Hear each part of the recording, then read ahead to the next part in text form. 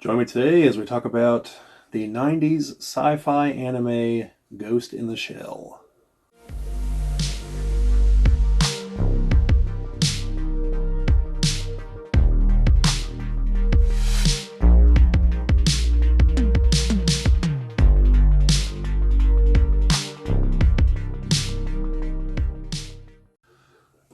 This is the Geek Ball channel. My name is Bobbie, and today we're going to be talking about Ghost in the Shell, the anime movie from the 90s.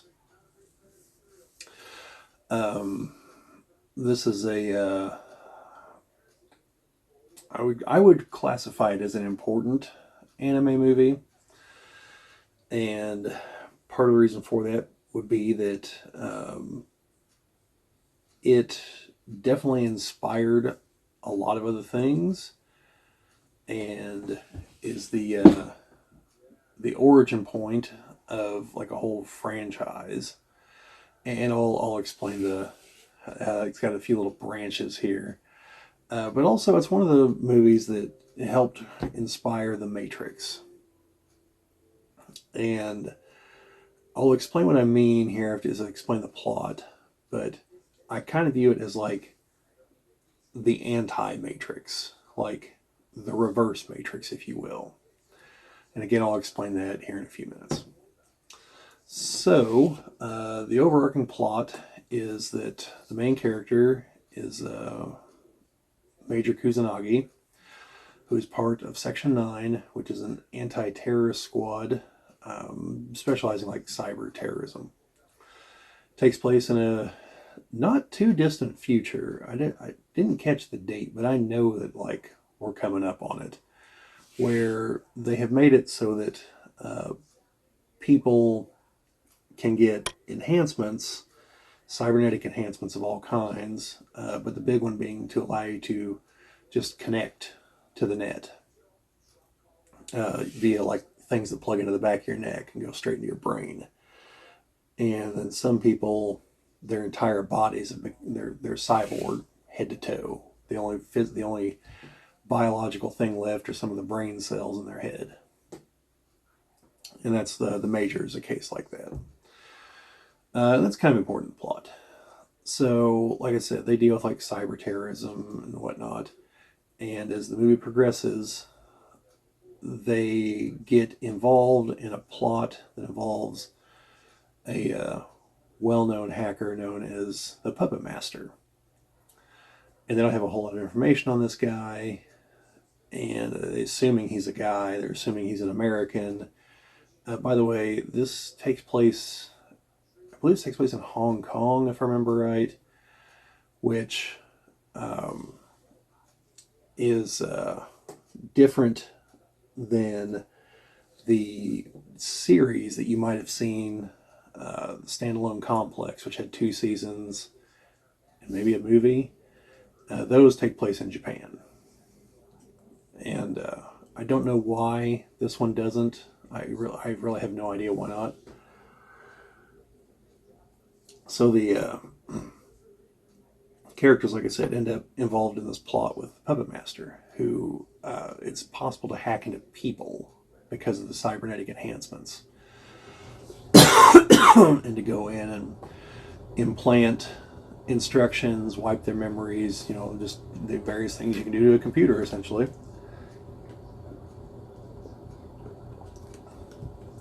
But as the movie progresses, the Major is beginning to have a serious crisis of serious identity crisis.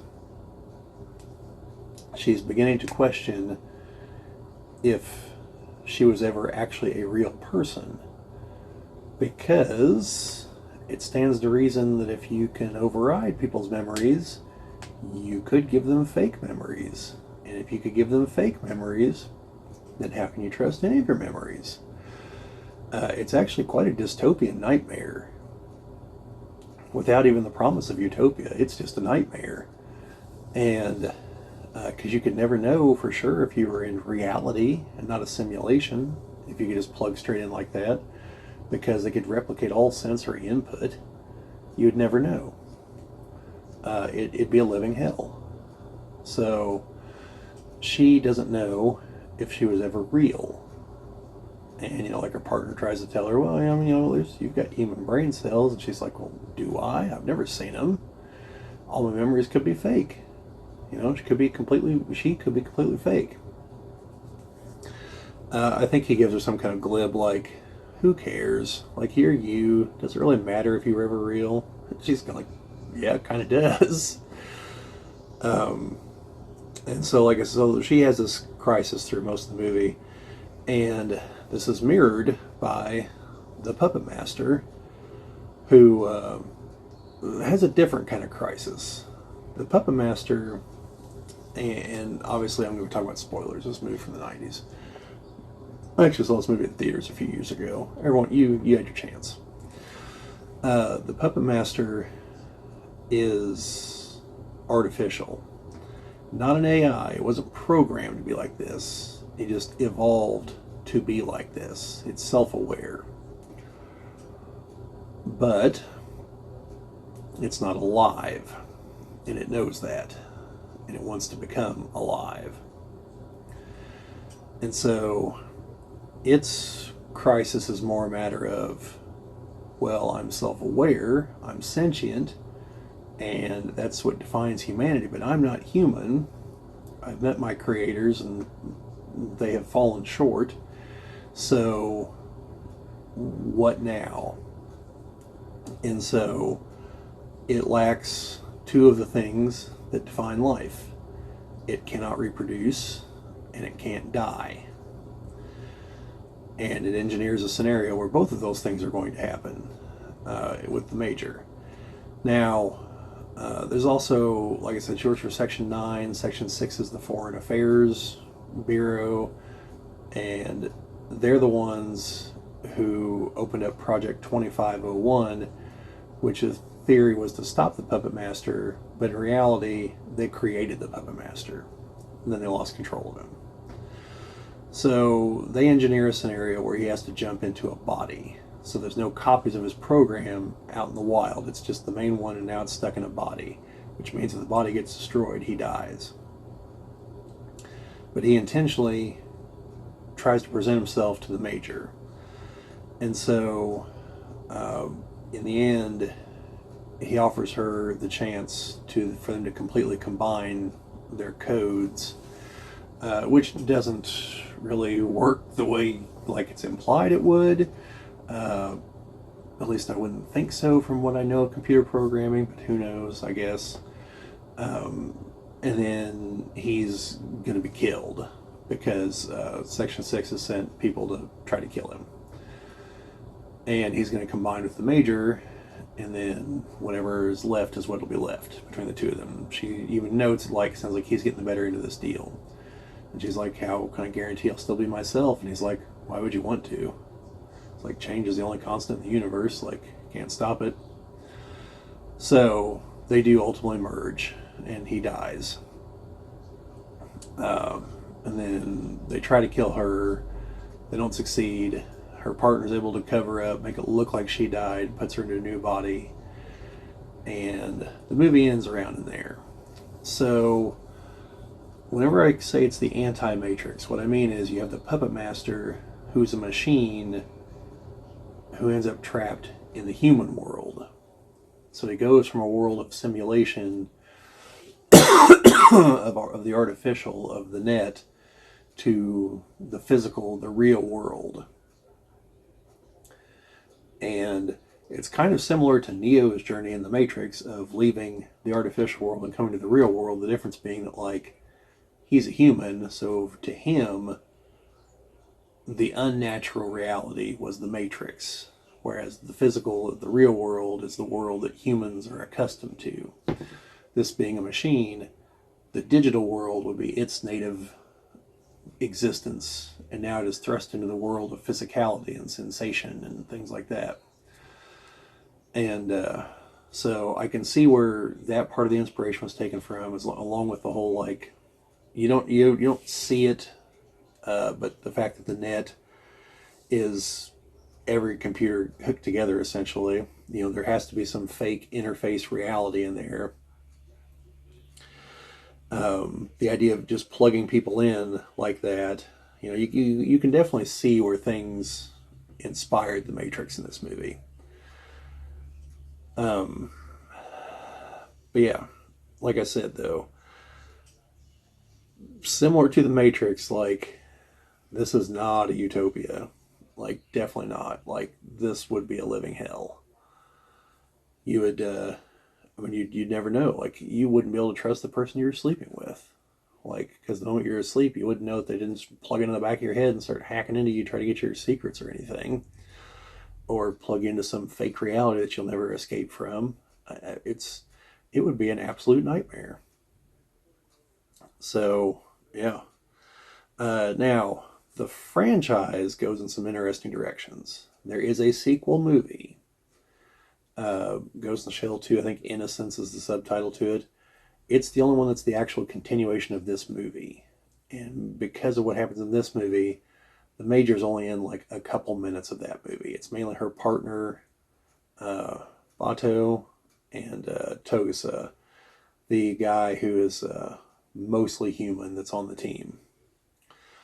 So she doesn't show up till like the last couple minutes, remember right? Then there's the standalone complex, which has 2 seasons. And like I said, I think there's a movie, but I could be wrong.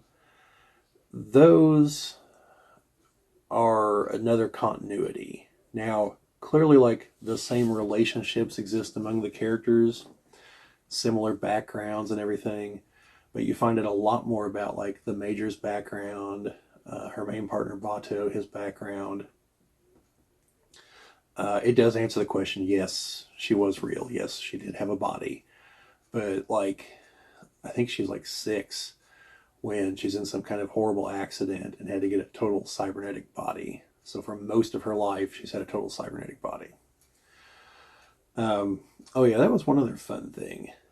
Uh, she basically can't retire because, as she points out at one point, she and her partner are talking about it.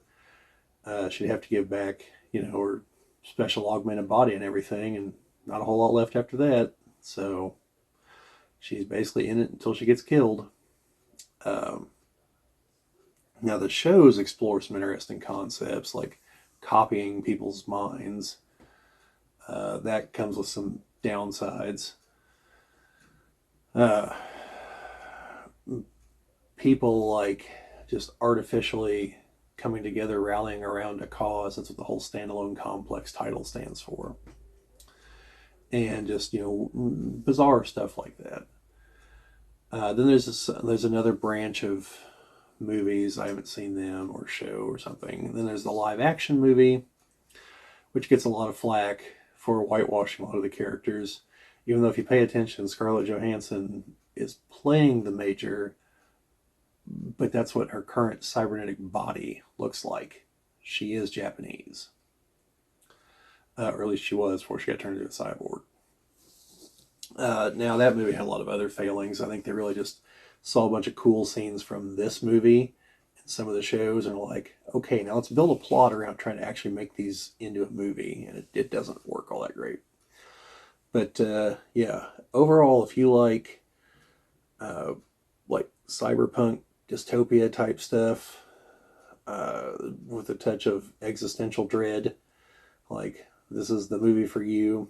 The animation's quite spectacular. Soundtrack's great. Um, don't really think there's a downside to it. I personally prefer dubbed anime. That's just me. And it's a funny thing about this one that I noticed when I saw it in the theater. The movie opens up with like a digital projection of a city, like some helicopters are coming in on a crime scene that's unfolding, and even in the subtitled version, a lot of that chatter's in English. So you don't actually know until the characters start talking that you're watching the dubbed version or the subtitled version. So just one of those things. Anyway, uh, can't recommend this one highly enough. This one's definitely like a 9 out of 10. It's nearly perfect. I don't know what I would change offhand to make it perfect, and it might actually be a 10 out of 10. But but like it's definitely at least a 9, maybe 9.5, maybe 10, but it's a solid 9 for sure. Themes that are right in line with, say, Blade Runner. Unlike Blade Runner, didn't have to wait a decade for people to recognize the brilliance of it. It was recognized pretty quickly in Japan and here in the States, I do believe.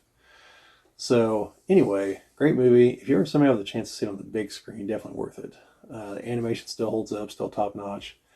There are some moments of female nudity, and I don't know if they serve some greater purpose, but they're also not like sexualized.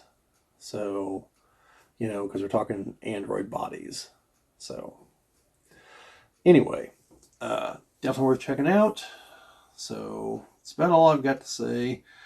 Other than it's probably inevitable we start talking about anime here on the channel. I mean, I already have with like the Castlevania series, and we're going to be talking about it with some of the various Gundam series because there's the game coming up, and well, Gundam's awesome. So if you've seen some of the stuff around the channel, well, that shouldn't really come as a surprise to you. So anyway, that's about all we got here. So let me know what you think down in the comments. Have you seen the movie before? Are you gonna watch the movie? Have you seen the show? What'd you think of any of that? See the live action movie. What'd you think? Yeah, anything at all like that, let me know down in the comments. Otherwise, like, share, subscribe, all that fun stuff. Sharing, commenting, things help us grow the channel. Always appreciate it. But yeah, that's all I've got for today. So we'll see you folks later.